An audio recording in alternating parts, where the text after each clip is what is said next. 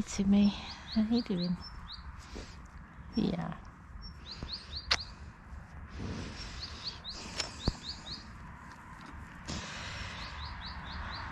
So I wanted to talk, well, I wasn't sure what I was going to do today when I woke up. I was like, I feel like I need to do something. But what I'm also learning is that I don't actually need to do something all the time.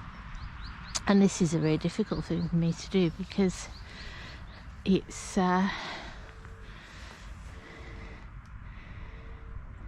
about just being and allowing what needs to be done to come to you rather than focusing on something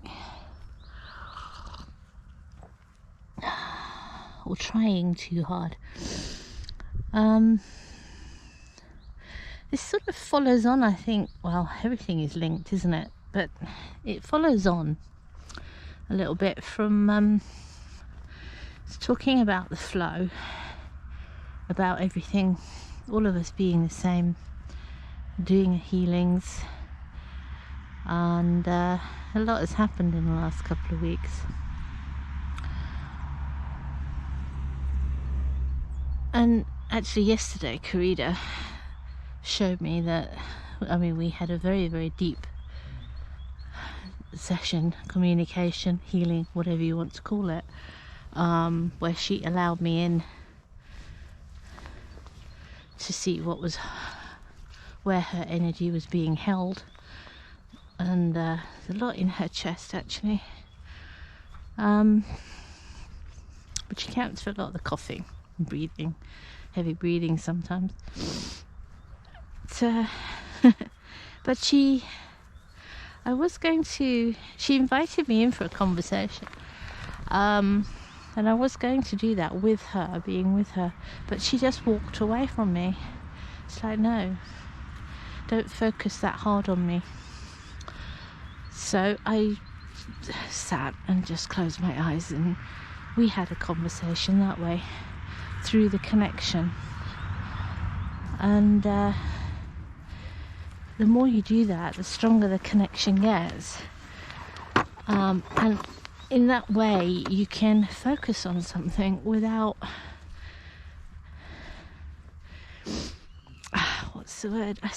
without looking for it, because you can't look for something that you can't see yet. Does that make sense? I don't know if that makes sense at all. Trying to explain this is quite difficult. There's the thing, isn't there, that focus, when you focus on something, you change it. When you look at it, you change it.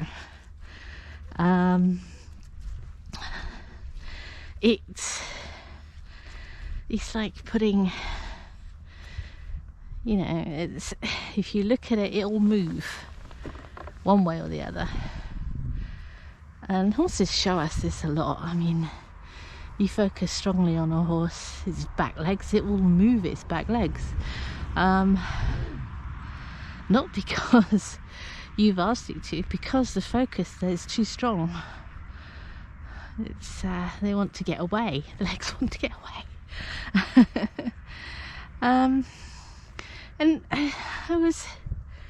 this came to me because, bless Chocolate, she wants to take a shortcut over to hay. I make them walk around the track.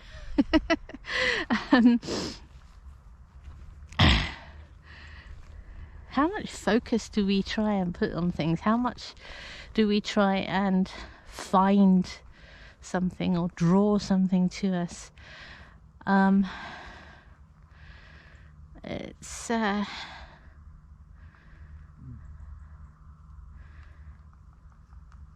just doing that, searching, finding, drawing, just means that what we're focusing on is searching, finding and drawing, and not doing, not feeling, not connecting.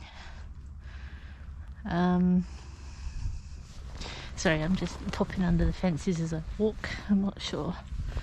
I'm sort of talking to the horses, but also talking to myself because I need to. I've been feeling very good recently. The connection's been strong, the energy's being there. I can find it, follow it. And then this morning I felt closed off, shut off. And I'm just trying to figure out why. And I think it's just the universe showing me that I'm not shut off. I've shut myself off because I've searched for the connection rather than just allowed it to be there. And chocolate is very important to me in these areas. She shows me the patience. We have to take a deep breath, have a drink.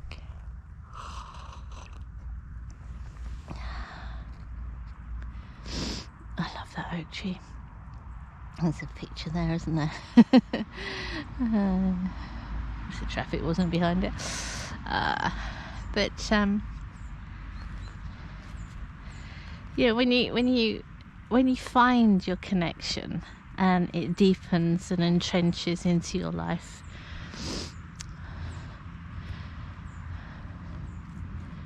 when you know how good it feels, when it's not there, it's difficult. Everything feels wrong. And that's when, as humans, we go searching for it and it just goes further away. And you have to sort of sit back and go, that's okay. Whatever I'm trying to focus on, why am I trying to focus on getting a connection when I know it's already there? And this is a behavior for me that is changing. Now, it's the difference between the subconscious and the conscious again. To change something, change a habit or a behavior within yourself or within, around you, within your environment, within those you're connected to, you can change that by releasing a lot of emotion, and letting go of the reasons for that behavior. But then you have to give yourself time to change the behavior. And the way you change your behavior is to acknowledge it. So what I'm acknowledging today is that I am searching and looking again instead of allowing what I need to come to me. Just putting out my connection, my love, my candlelight, if you like. Putting it out there and just, it's like putting a candle in the window. Put a candle on the windowsill and then let that light radiate. You can almost feel like you are a candle sitting on a windowsill, flickering your light. Just relaxing.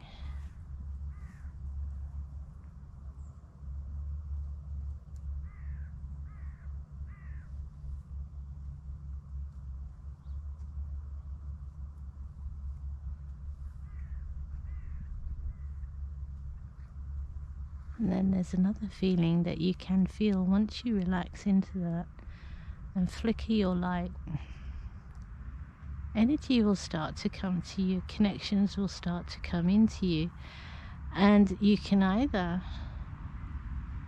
reflect them back or absorb them.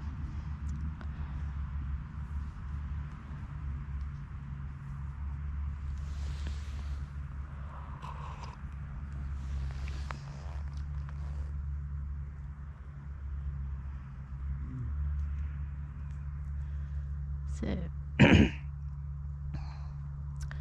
to absorb them, you don't want to focus on them, and that's the hard bit. So if if I just put my light out there and say to the horses, would anybody like to talk, to tell me about their day, to tell me about their night, tell me how they feel?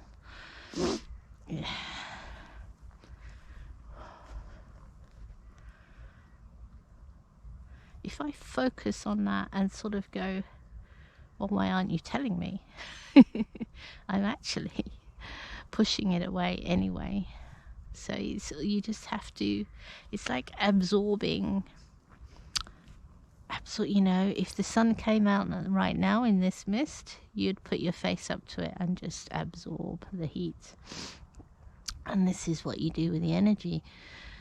You just absorb what comes to you and allow your mind to interpret that.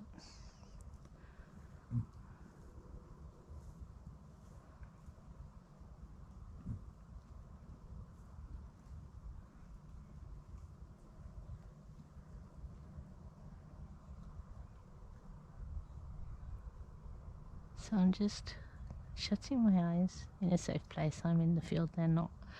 Shutting my eyes, just imagining I'm a candle.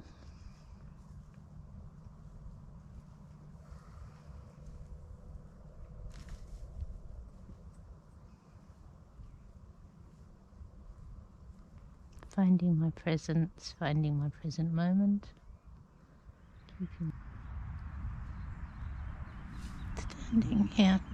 Standing here with the herd allows me to readdress my behaviors in a way. It's hating me. Thank you. It's calming away from the busyness of home. I mean, I love home, but there's a human thing about homes and houses where we've been taught that there should always be something to do. And maybe there is, but you know what? It doesn't need to be done immediately right there, right now. And this is, you know, this has come up a few times with me, this whole being busy thing.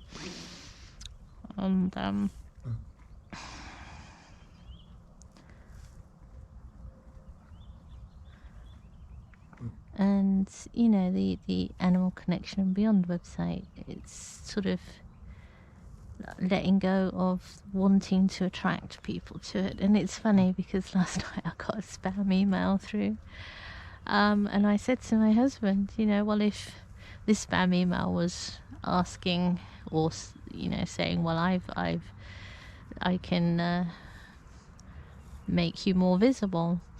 I thought, well, I said to my husband, well, she found me, this woman, so everybody else who needs to can.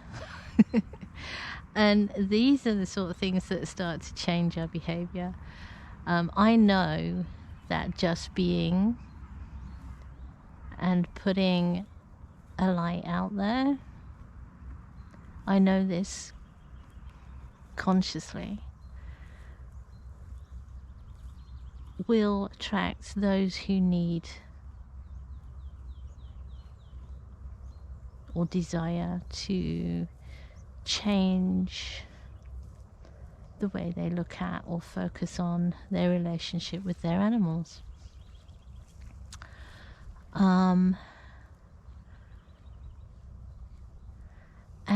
what we are doing is just opening the door and lighting the candle, and that's all we need to do. That is what connection is about. The connection, the tendrils of connection are there, and they can be followed.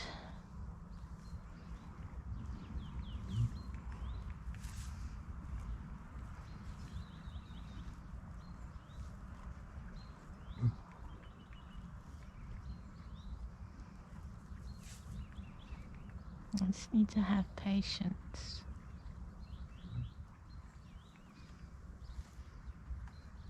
Miss Ada says to me, Just put your heart out there, put your love out there.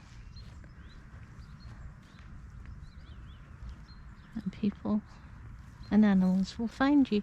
And I know that because I sense those connections all the time.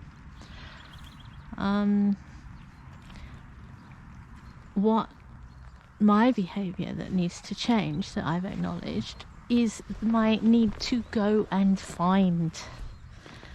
And then when I find myself busy, and then I'm the opposite happens. Then I have no time for my own connections, my own behavior changes. And so it's a paradox, like most of these things. It's the opposite. One side, there's always two sides to every coin, isn't there? Hey. I mean, the other side of believing that what comes into your life is meant to come into your life is when you don't allow it by believing that you should do nothing until it arrives. But if you do nothing, you will not know when it arrives. So being in balance is not about perfect balance all the time. Being in balance is knowing where your balance point is. And when you know where your balance point is, you're like a pendulum between going from one place to the other, but always coming back to that point. But you won't know where your balance is if you don't fall off of it now and again. And that to me is interesting. That's like, if you feel that you are in perfect balance, perfectly connected with everything, and just being, and that is a beautiful place to be, but that then you're not living, you're not learning.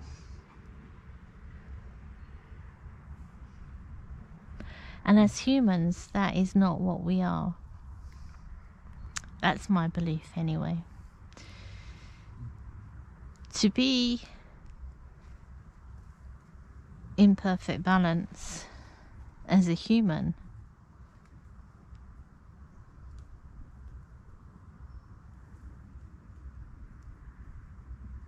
just doesn't feel right. It doesn't. It's a strange one, and it's hard to explain what that feels like to me. Perfect balance as a human is, I suppose it's when you've achieved, well, I don't know, do you achieve anything?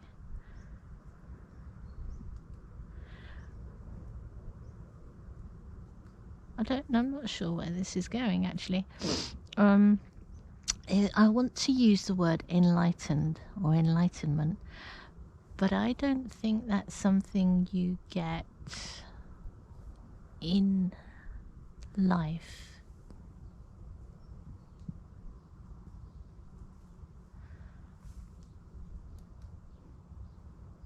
In human life. We have to experience being human, and that means experiencing the range of emotions and feelings and physicalness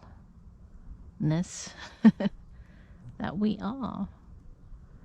It means we have thought processes, reasoning, logic,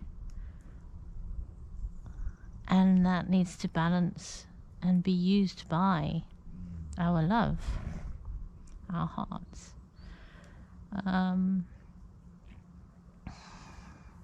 that is what balance in a human is. It's knowing when your brain is managing your body, your brain is managing your heart and your love, and turning that around so that it works the other way.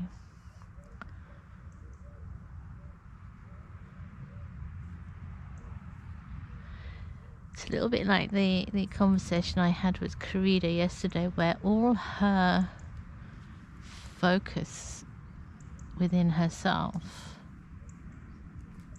was in her chest. It was like a ball of darkness that was just drawing everything in, even her body, just drawing it in like a black hole in the universe.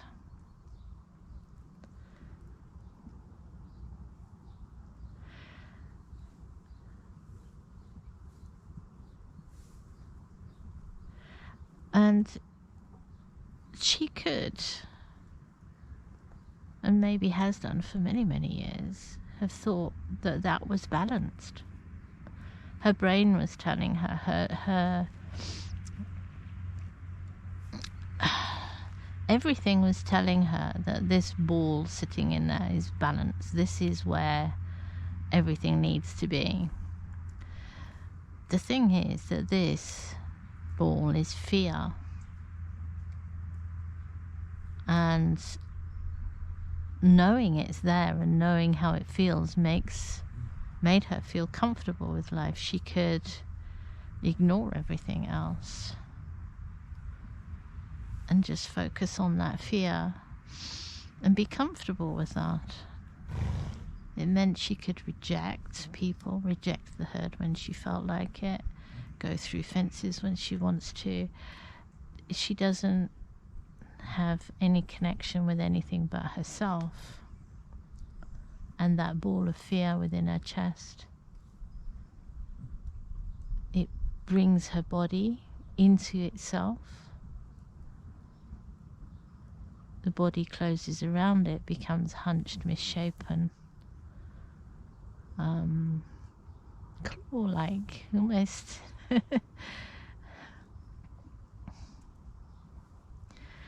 And you know, that can feel balanced, and in people it's the same. You know, we can have something that makes us feel comfortable, and therefore we can go, well, I'm balanced.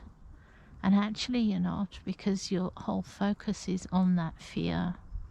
Your whole comfort in life has become that consistency of knowing that fear is there. It's your baseline for living.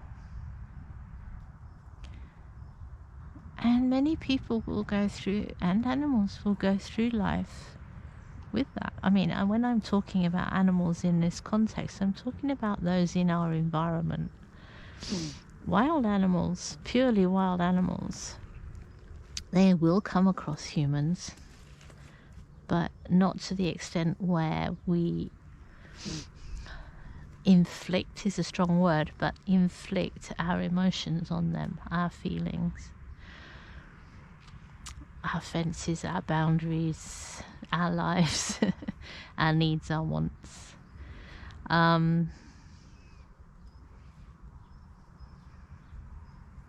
Most of the time they can reflect that energy away from them, because they're emotionally mature enough to do that. Now, humans they find that very difficult to do, to reflect what is unnecessary to their balance. They absorb it, a bit like Karida was absorbing herself into that ball of fear. We do the same. We absorb ourselves into an emotion that is usually based on a trigger, a trauma, an event in our lives, or teaching, being taught to put walls up around ourselves. And our behaviors then reflect that rather than reflect balance or love. And when you find these connections again, when you feel that link with everything, that's when we need to really start to understand that balance is, that life is about finding that balance point and maintaining it through learning, through emotional maturity. A wild animal will be balanced until he senses that, let's say, a prey animal will sense a predator. Then the balance leaves and fear takes its place. But they don't hold on to that fear. They make a decision and they move forward, and they change the behavior at that moment into flight. And when that predator has disappeared, they let the fear go. They don't hold on to it. They don't go, oh my gosh, every time I now need to be frightened of lions for the rest of my life. They don't do that. They're not frightened of lions. Their fear is a response which connects to the predator. The predator will always go after the most fearful animal.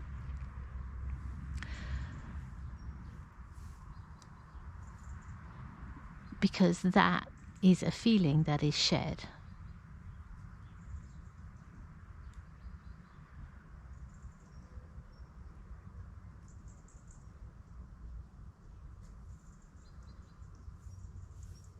But it's in the moment, and then balance is brought back. It's not held.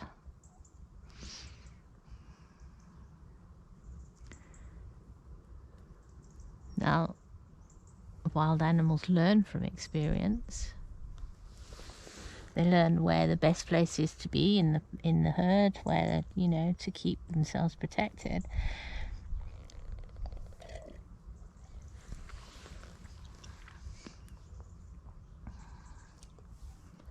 But they don't they don't hold on to the fear like it's something to be comfortable with.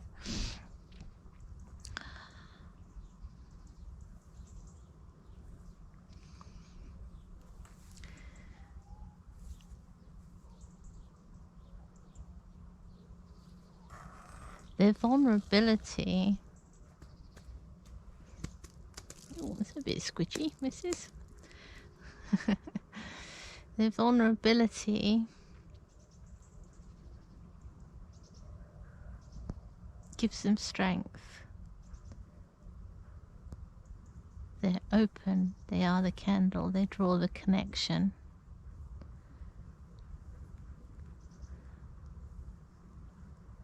They're connected with their environment, with other members of the herd, with predators.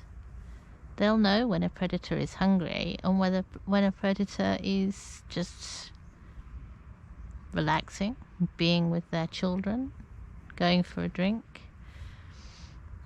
So in those instances, they will not go into flight mode. They'll only go into flight mode when a predator is looking for prey. And that is a feeling. They know that. It's a shared feeling. It's a shared connection. It's a shared conversation.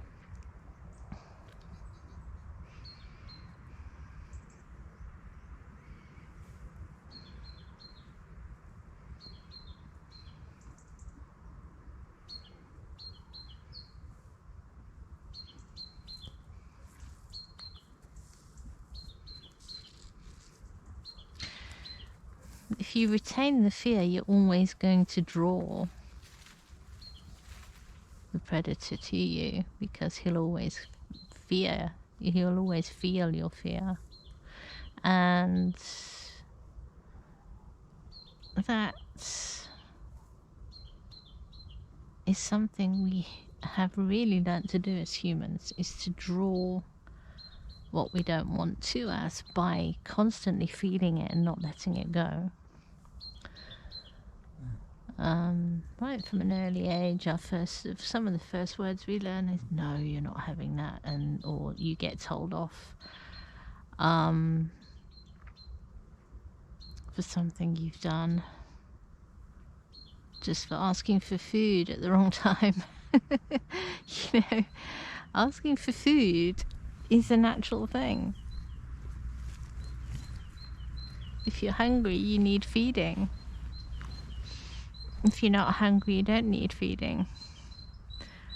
Why is that so difficult for us humans to understand?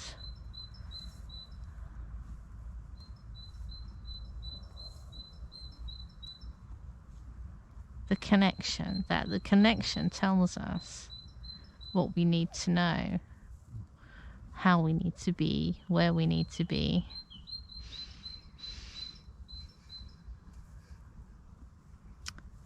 It's not our heads.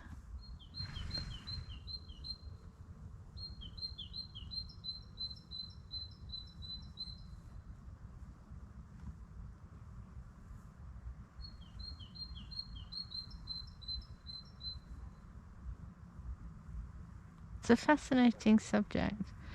And yeah, I've not got anywhere near to the bottom of it. I just like to explore these things. And usually I explore them as I'm working with something within myself. So being the light rather than drawing the darkness in is quite a fundamental shift for me.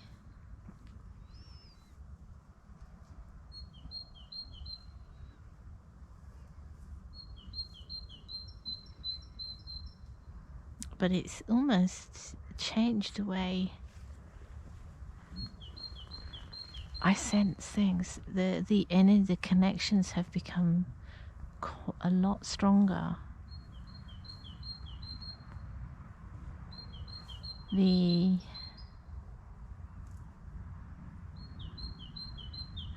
in a way that also makes it difficult for me to change my behavior, because I sense them stronger when they're there, and when they're not there, I feel quite bereft, quite, where, I'm not needed. And that wanting to be needed is another human trait. It's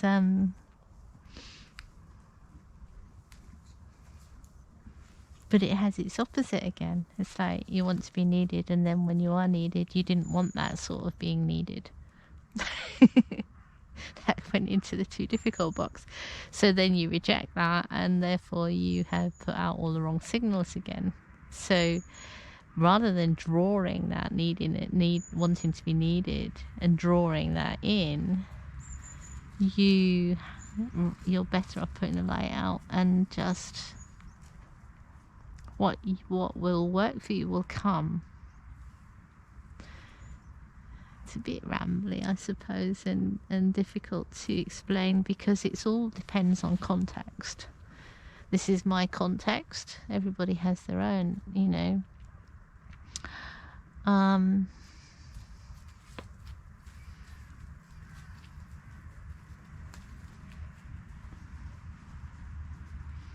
we all have to take responsibility for our own feelings, for becoming mature emotionally, and learning to be connected and learning to be. And the only way we can do that is to start to let go of feeling comfortable in emotion. Emotion tells us something. It tells us something about our level of peace and presence, i.e. we are not peaceful and we are not present.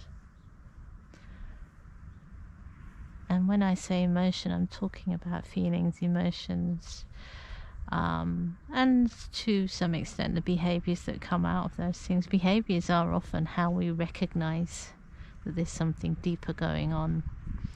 You very rarely see the emotions of a behavior on the surface.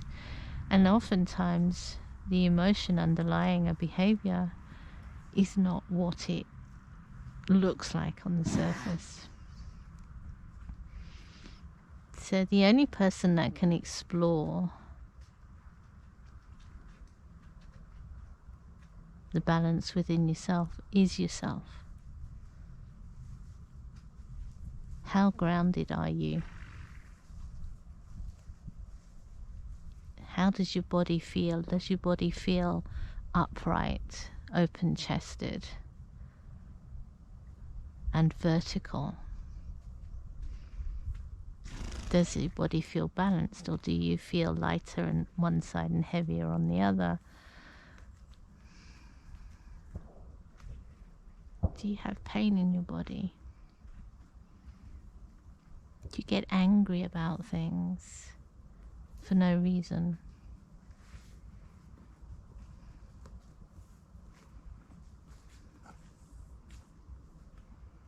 You know, there's many little triggers. And the thing is to be vulnerable to yourself. Don't hide from yourself. Don't pull yourself into that ball of fear. To hide everything in there and shut the top, shut the lid. It's let it out. Being vulnerable means to acknowledge what's going on, talk about what's going on, share what's going on. How can anybody know you're out of balance if you don't tell them?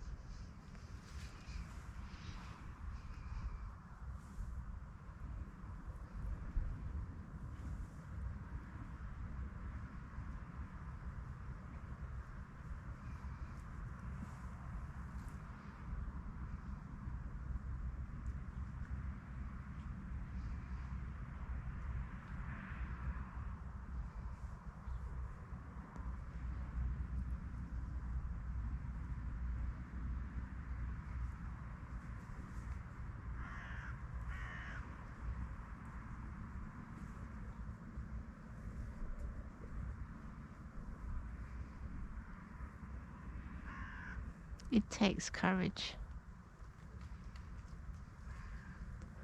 And we all have it within.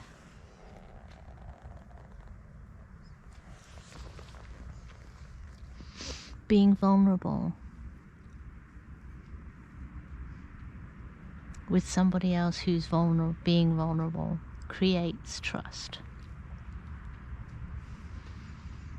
Sharing and being open creates trust.